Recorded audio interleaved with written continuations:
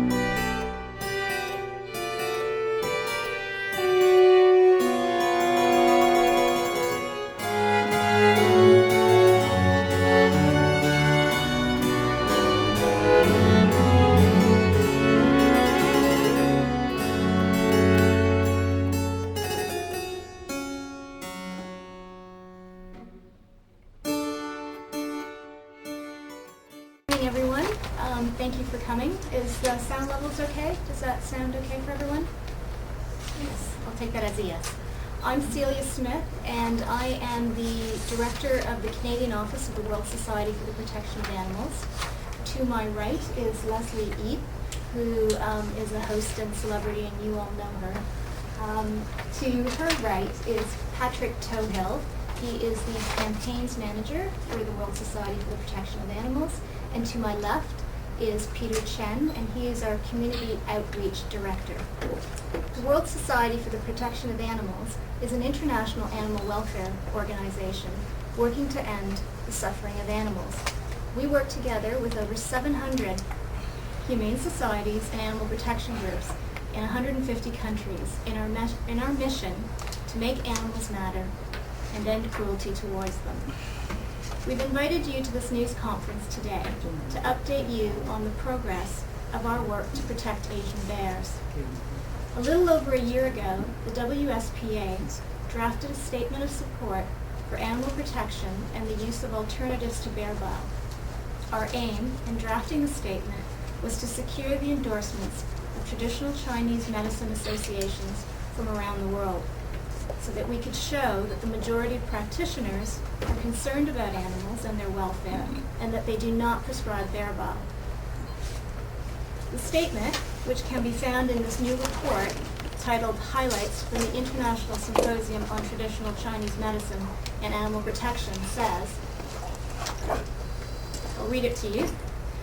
We express our support for the protection of animals and the promotion of alternatives to bear bile.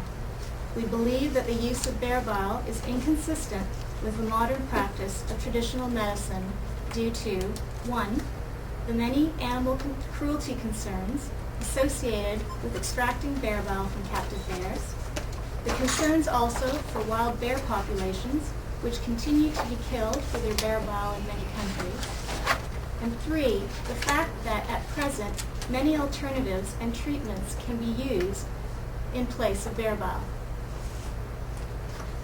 We are pleased to announce today that we have secured the endorsements of 14 Canadian and 20 international TCM associations.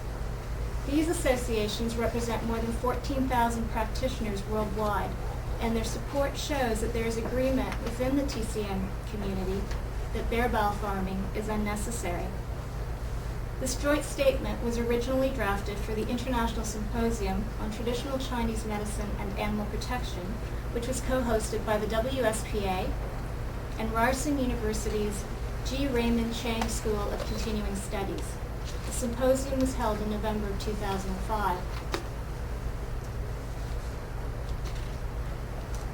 It was attended by a diverse audience of TCM practitioners and researchers, healthcare policymakers, animal welfare proponents, and interested members of the public. And some of the topics included TCM alternatives, avoiding animal torture, and synthetic and natural alternatives to bare bowel. The symposium was a catalyst for debate on the use of bare bowel, and at the event, the WSPA secured the endorsements of many of the representatives of TCM associations who attended. The statement has continued to gain support, and over the past 15 months, the WSPA has secured more than 24 additional endorsements from countries around the world: the United States, the United Kingdom, Australia, Germany, and China. The partial list of the supporting organizations can be found at the back of the new report, and it also contains highlights of the presentations made at the symposium. A complete list of those organizations who have signed the joint statement can also be found on our website, www.barebowel.org. Support for our work continues, and more TCM associations are signing every day. To tell you more about some of the other work that we're doing in the second phase of our campaign, I'm going to turn things over to Patrick Tohill, our campaigns manager. So thank you, Celia. As was said, this year WSPA will be stepping up our bear farming campaign in Canada and our public awareness campaign to protect Asian bears and to promote alternatives to bare bowel. There are several key aspects to this. We will be building on the support for the joint statement that was established last year by reaching outside of the TCM associations and the traditional Chinese medical community to try to get the support of the Chinese community at large. And we'll be doing this by seeking the support of Chinese Canadian business associations and other opinion leaders within the Chinese community in Canada. As importantly, we'll be seeking the support from the public for a very simple statement, a sort of stripped down version of the joint statement, if you will, that says simply, protect Asian bears and don't use bare bowel. And this appeal was first introduced last summer at an awareness event held during the Markham's Taste of Asia Festival. And after only 3 events, 2 in Markham and 1 in Mississauga, we have achieved 13,000 signatures on our giant fabric scroll, which you see here, a piece of this scroll laid out on our boardroom table. And this scroll, this is only 50 meters worth of fabric. It's more than a meter high, and it's 15 meters long. And we have at least 10 of these sections. So we have 150 meters of fabric, which we aim to cover, from one end to the other with signatures. And we got off to a good start, as I said. Last year we collected 13,000 signatures. We'll be collecting many more. That was just 3 events. We'll be doing a whole series of events this spring. And we're hopefully going to target the West Coast because everything we did last year was in the Greater Toronto area. We'll be heading west to Calgary and also Vancouver. And we possibly might even get to Montreal, so we might head east as well. Stamped on the scroll is a bear paw print, which you see produced at large up here, but it's also on the scroll. And it says in English and Chinese, protect Asian bears, don't use bare bowel. I think it's a very simple statement that most people can get behind. And the reason for this message is that obviously the main users of traditional Chinese medicine are obviously still people in the Chinese community who've grown up and learned to use bear bile perhaps at their grandmother's knee. And we're asking people to look for alternatives.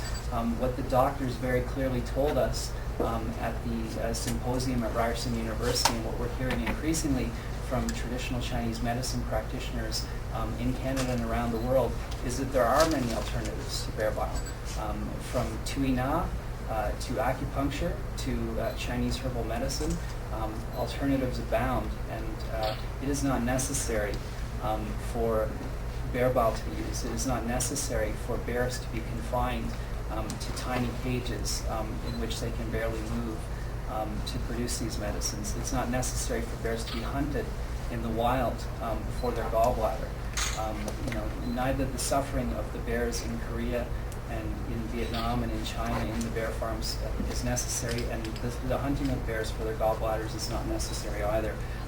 There are many alternatives, and we have seen a great outpouring of sentiment and support for this appeal, and I think we will continue to see more support gather momentum as we enter phase 2 of this campaign, and we really intensify our efforts.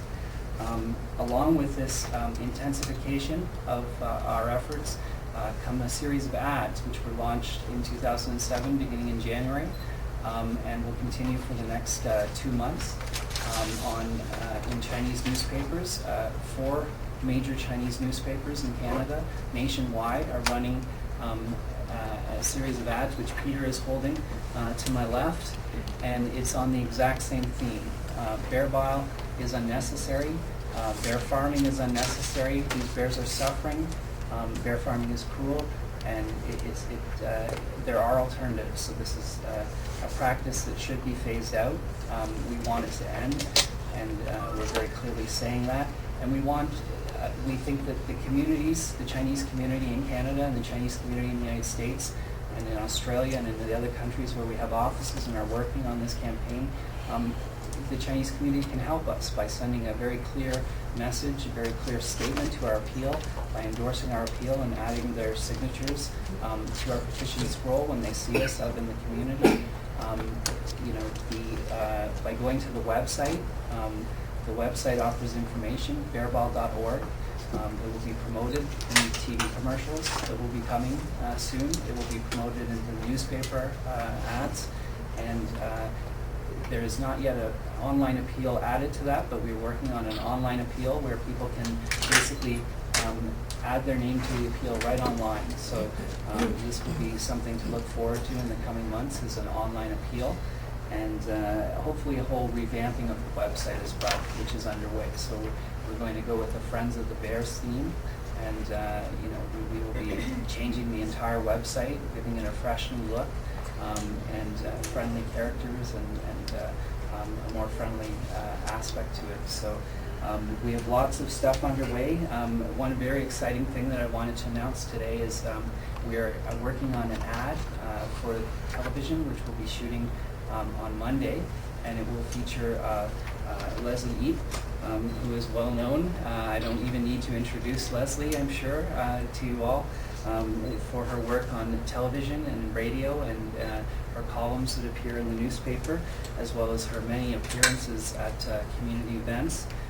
What may not be as well known is that Leslie has a great and abiding affection for animals, stemming from her companionship with the many pets that she has had over the years, which she was telling me about, and that's why she said she is pleased to join with us in this campaign. And as I said, the ads and both the television ads that Leslie will be featured in, and also the radio ads, are going to promote this idea that these bears don't need to live in these small cages. It's not a necessary thing. And so without further ado, I'm going to turn things over to Leslie and she'll talk a little bit more about her involvement in the campaign.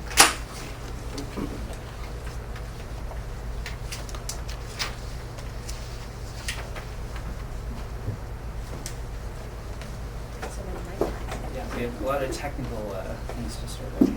Well, the best way is to remove the water. Okay. No, we're advertising for the water as well. Well, first of all, thank you, Pat. I'd like to thank the WSPA for inviting me to be a friend of the bear.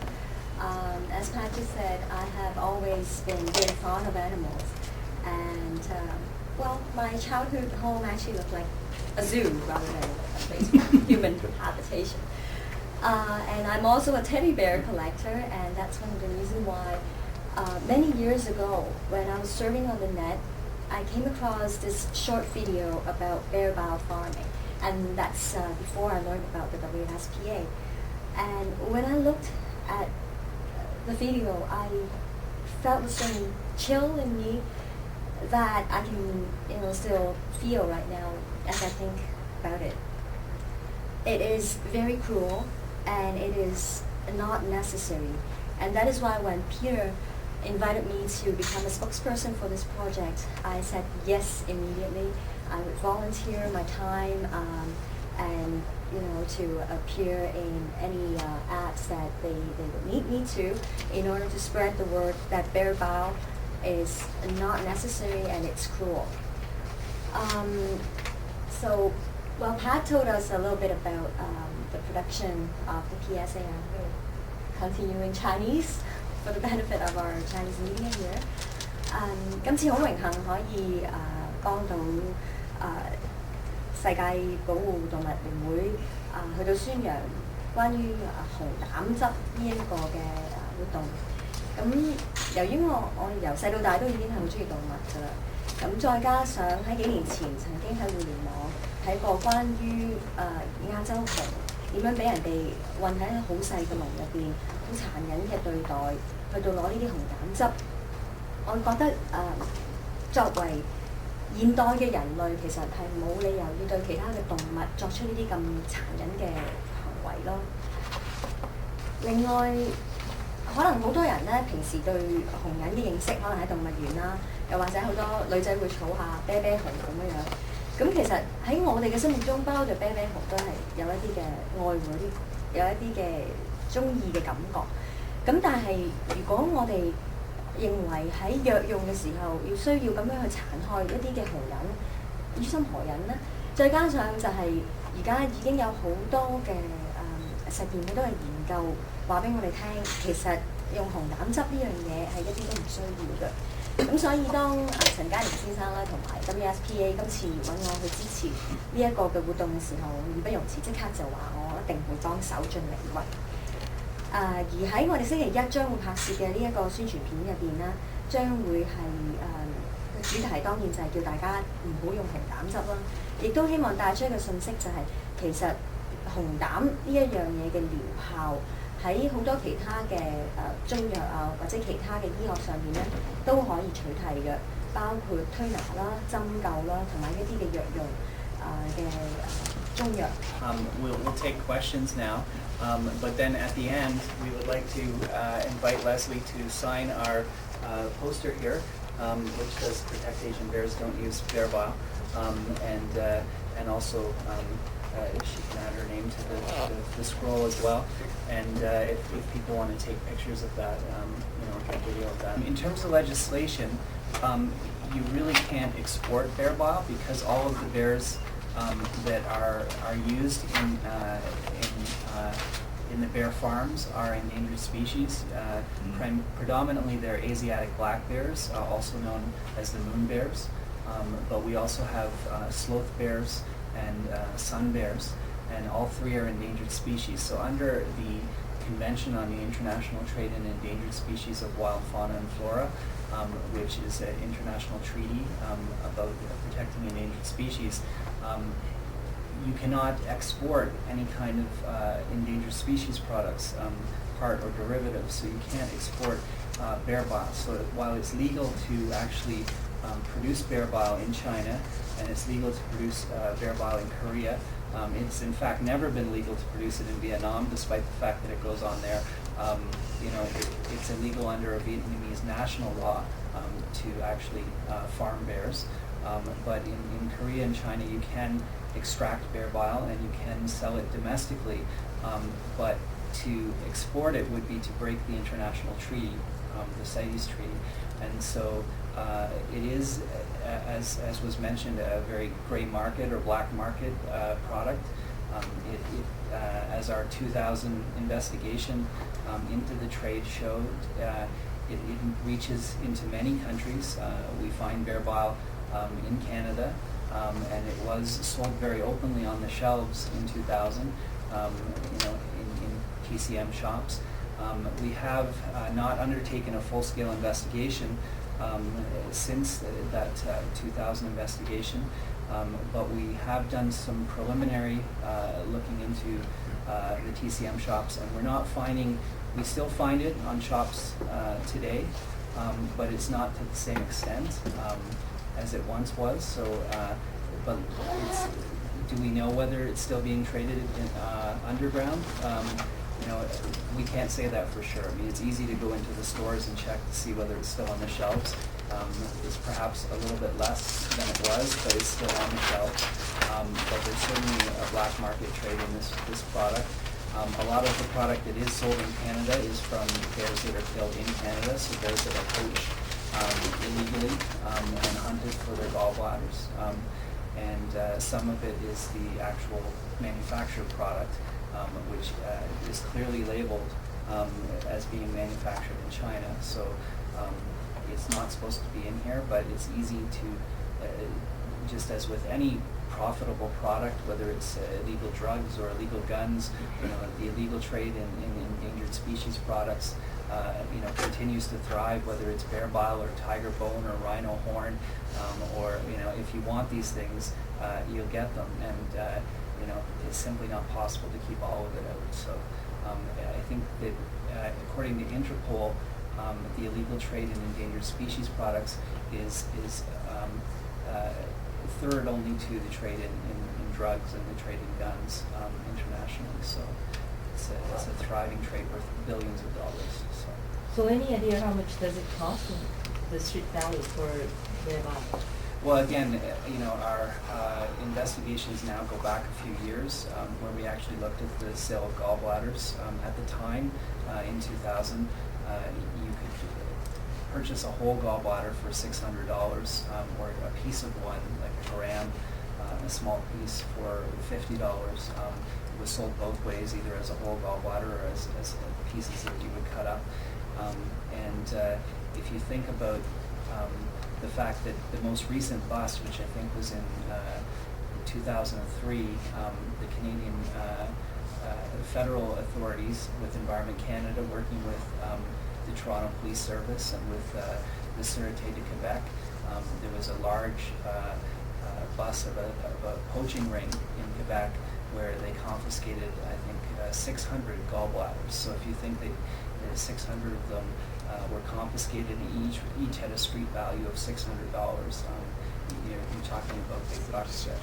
So it's a very lucrative trade, and people are hunting these bears anyway, and it's very tempting to hunt them for their gallbladders. And there's many instances where wildlife authorities report having found bear carcasses in the woods with just their gallbladders or their paws removed. And the paws are used as a delicacy, mostly in the Korean community, and people would consume the paws and believe that it gives them some health benefit, or just for the taste of it.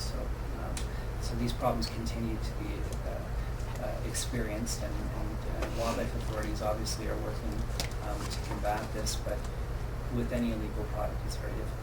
So what is the penalty for the people who trade bear biles, and what about the customers? Will they be charged if they are found buying bear bile? It's actually differs from province to province.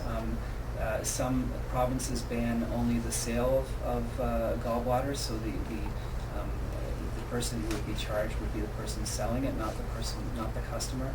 Others ban the sale and the possession of bear galls. Some ban actually the bear galls. Others will actually ban the medicines as well. They'll say any part or derivative.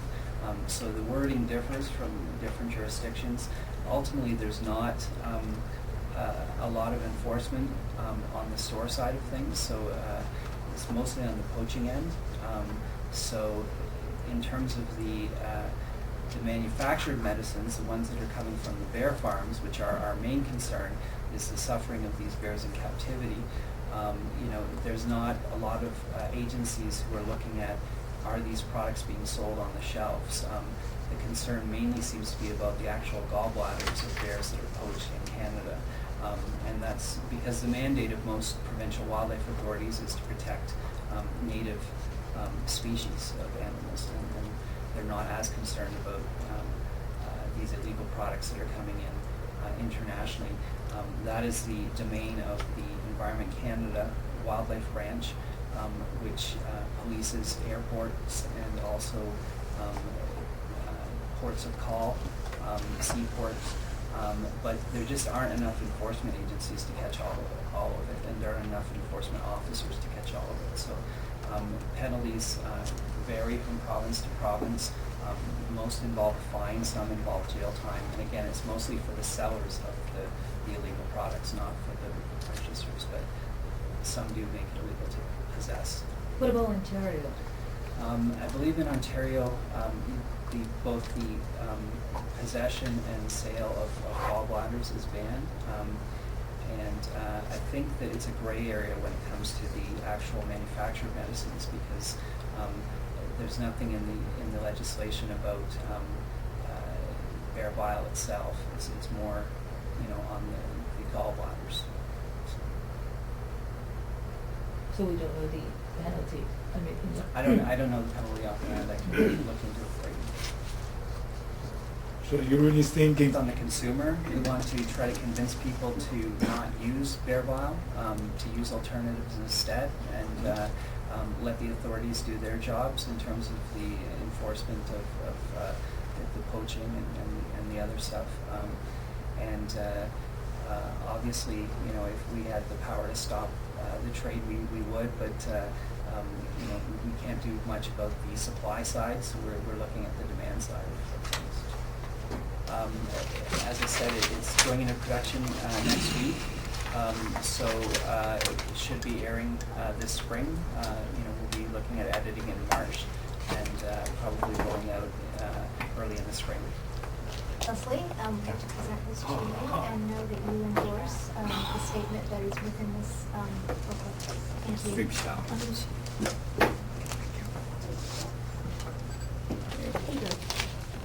just hold on. Just to make sure. So. Okay, be here.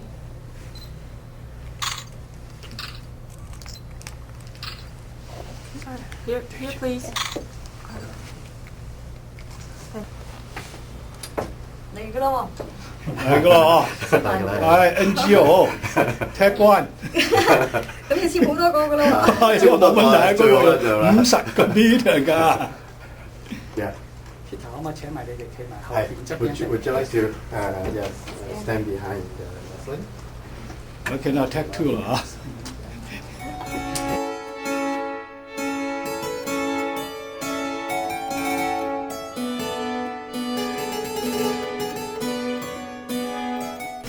今日個記者招待會主要咧就係我哋係去等大眾知道唔好用紅膽救下呢個亞洲黑熊。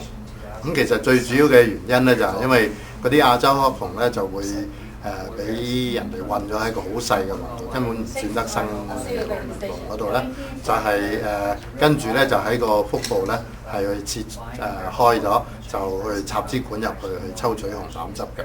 咁所以變咗用紅膽汁咧，其實咧間接咧就令到嗰隻熊咧係受好多苦啊！咁所以如果我哋唔用紅膽汁咧，其實都可以用好多其他唔同嘅呢個嘅代替品嘅，包括咗差唔多70種嘅中草藥啦，呢個針灸啦、推拿等等咧，其實都可以有同紅膽汁嘅效果差唔多嘅呢啲嘅治療嘅效用嘅啊。簡單講講 WSPA。係呢個世界保護動物聯會呢個 World Society for the Protection of Animals 簡稱 WSPA 啦，係一個世界嘅組織，係一個聯合國嘅從屬機構。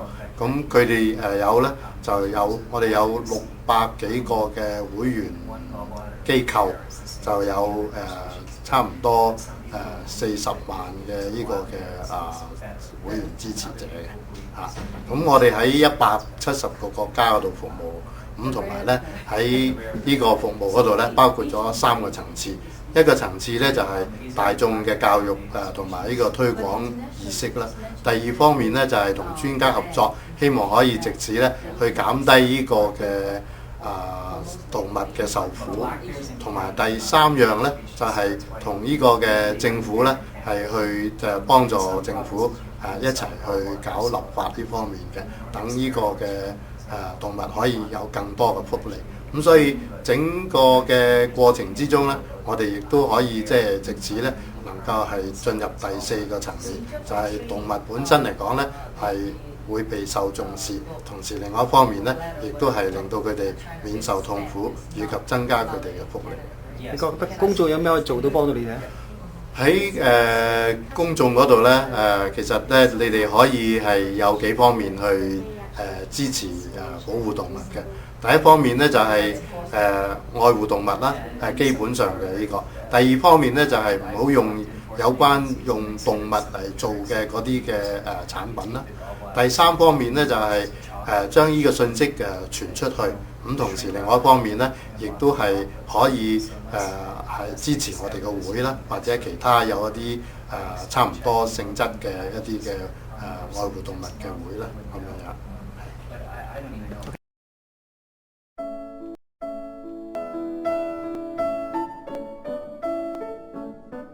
I'm the general manager of the Sheraton Hotel, mainly a business hotel catering to business travel, government travel, as well as small to medium sized conferences and conventions.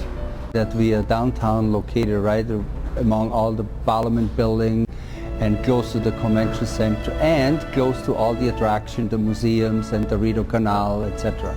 So we have a very primary location in downtown Ottawa. We have 236 rooms. We have 2 very good restaurants. We have the Sasha's Bar, which is a library bar off the lobby. We have the Carlton Grill, which is renowned for its good food and for breakfast and power lunches and power breakfast. And we have the Club Lounge, and we are a full-service Sheraton hotel with all the amenities. Over 10,000 square foot of meeting space, which is all newly renovated in the last 3 years.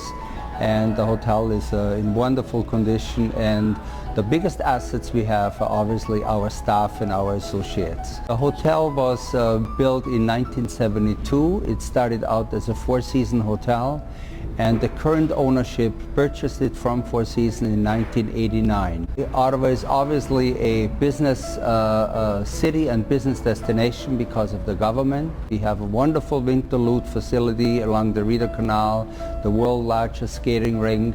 We have great festivals, the Tulip Festival, the whole summer we have a great array of festivals. And indoor you have the greatest national museums in the city. Ottawa is a 4-season year-round destination to visit. If people would like to have more information about what's going on, they call the hotel directly or contact it through our website, SheratonOttawa.com.